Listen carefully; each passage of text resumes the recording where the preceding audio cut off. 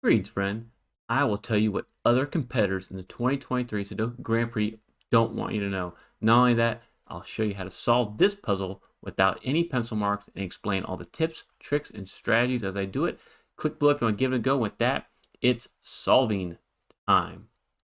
The first thing I don't want you to know is you can normally get a few cells solved with just crosshatching. You see how there's a 5 in columns 2 and 1? That means this is the only place left for 5 in block 4.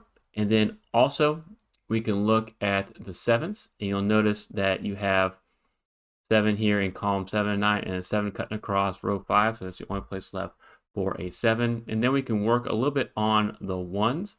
You have these two ones in rows 7 and 9, and this one coming down. The only place left for a 1 in block 7 is right there. And then you can notice too that you have the 2s here, and this 2 cutting across means the only place left for a 2 is right there.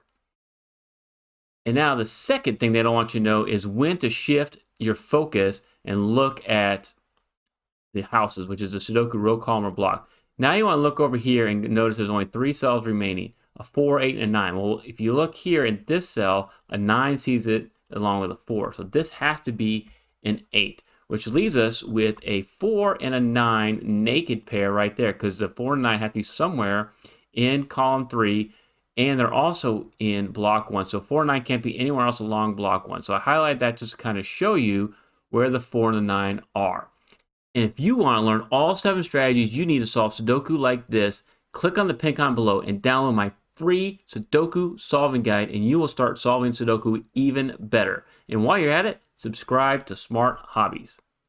Okay, we'll take care of the highlighting here because I want to shift your focus to another cool strategy you'll need to quickly solve another cell. If you'll notice, where can a 5 be here in block 2?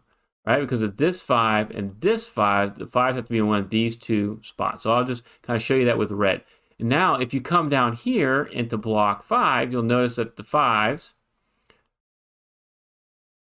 are limited to these two cells. Whenever you see this, you know that you can look for a very restricted place in block 8 to find a 5. Since the 5s are limited to the same two columns here in blocks 2 and 5, they have to be either here and here or here and here, which means a 5 can't be in any of these cells. So the 5s are now limited to column 4 in block 8. And since we have a 5 already in row 8, you can actually solve this cell right away for a 5. This is another neat little trick that'll help you solve Sudoku a little bit faster. And this reminds me of another video that I did where I solved Sudoku finding this strategy. I'll put a link to it at the end. You do want to check it out if you want to solve Sudoku like this even faster. And now the next thing they don't want you to know is not just to look for naked pairs, hidden pairs, but also for hidden singles. So if you look across row 4 here, you'll notice there's only 3 cells remain, right? A 4, a 6, and an 8. But you may notice that an 8 can't be here because of this 8, and it can't be here because of this 8. So we can actually solve this cell for an 8, which leaves a 4 and a 6 right here. We won't be able to solve those, but now you can switch right back to crosshatching. With these two 8s and this 8, we can solve this cell for an 8. And with this 8 coming down, we can now solve this cell for an 8. Work your way back up to block 3. The only one place left for an 8 right there. And then you made a lot of progress with those 8s. And that's going to help us now with the 1s, because we got 2 1s here in columns 8 and 9. So the only place left for a 1 now in block 3 is right there. And you remember that we have a 4 and a 9 right there. So we know with the 1 that it can't be in those two spots. And we have this one right here. And we have this one. So we can actually solve this cell for a 1. And now the next thing I want to show you is another neat little trick. Let's look at this 3 cutting across here, right? Yeah, if you notice in block 3, you only have 3 cells remaining, a 3, a 4, and a 9. Since this 3 cuts across here, the 3s are limited to these two cells, and that makes them a pointing pair, which means since the 3s have to be in block 3 somewhere and they're limited to the same column, 3 can't be anywhere else down column 8. And that's going to be nice for us because we have this 3 cutting across rows 6 and row 4. Now this can't be a 3. You only have one place left to solve for a 3 right there. Another neat little trick that I wanted to show you. And once you solve this for a 3, then you can actually solve for a 2 here as well, because you got this 2 coming down and this 2 cutting across. There's only one place left in block 6 for a 2. So you can make that solve as well. And now with this 2 and this 2 and the 2 cutting across row 7, we can solve for another 2 here in block 9. And now we're going to take that same trick we learned with these 8s and we're going to apply it across row 7 here. Where can a 7 be? Well, it can't be any of these 3 spots because of this 7, and it can't be here because of this 7, so it's going to be a 7. You could also just crosshatch and go, okay, 7s can't be in row 8 or 9, this has got to be a 7. But this is going to allow us now to start solving a lot more 7s because of these 2 7s and this 7, solve for a 7 right here, and then with these 2 7s, so one place left for 7 and block 1, and now we've solved all of the 7s in this puzzle. And now, it may not seem like we can solve anything else up here in block 1, but we can. You remember, this was our 4-9 naked pair, which means this has to be a 3 or an 8. Well, you see the 8 right there, so you know this cell is the only place left for an 8. So we can solve this cell for a 3. And now, this is really cool, and I wanted to show you this. We're going to be able to solve the rest of column 1 with that little bit of information. And you're like, well, wow, Tim, like, how can we do that? Well, now you put this 8 here because of these 2 8s. There's only one place left for an 8. So we can solve that cell for an 8. As soon as I get out of that color mode.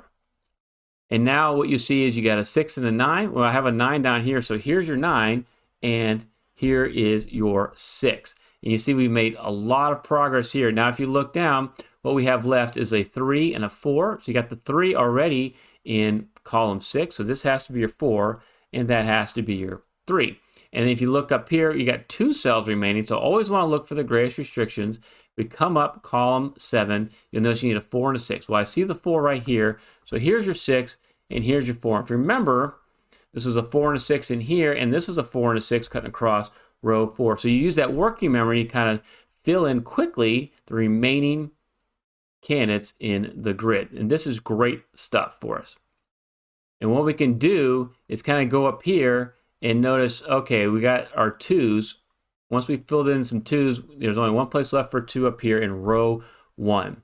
And you take that 2, and one of these spots needs to be a 2, so you can solve that for a 2, and then solve this cell for a 3. And then what you'll notice here with this 2 cutting across row 5, and now the 2 coming up, we actually solve this cell for a 2. And you'll see this 5 cuts across, so we can solve this cell for a 5. And then you always want to fill in any houses that have just 1 cell remaining, because we know we can solve this with certainty. So this is going to be your 6, and then this would be your 4, because we only had 1 cell remaining here in the block. Awesome. And now what can we do here?